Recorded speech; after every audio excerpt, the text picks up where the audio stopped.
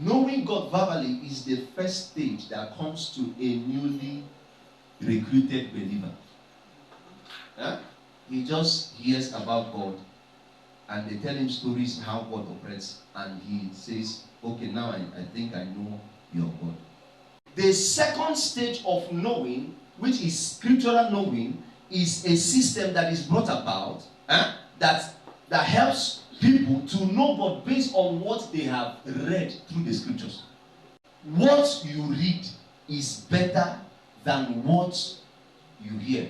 Why it is better is this. There are most times they will tell you about something or someone, and the story will not be complete. Are we together? But when you read about that thing or about that person, you will discover that there is more to that person than what you had. Now, this is the second stage, which many Christians don't go into. They only remain at the first stage. So most Christians, if you just tell them about Jesus and tell them of things that they know, they should know, or you believe they should know about God, they only run with that thing without going into the scriptures to read. This was what made Paul said, I love the people of Berea, because whenever they hear the word, they go back to search if those things they were told were what? Were true.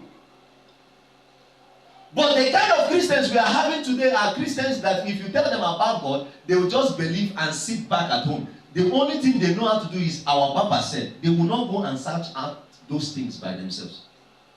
Many Christians don't like reading their Bibles. They get very tired in studying. They get very tired in searching out things from the scriptures. They rather remain at that point where their Papa said, their pastor said, they will remain there. Whether it is false or true, what? They remain there.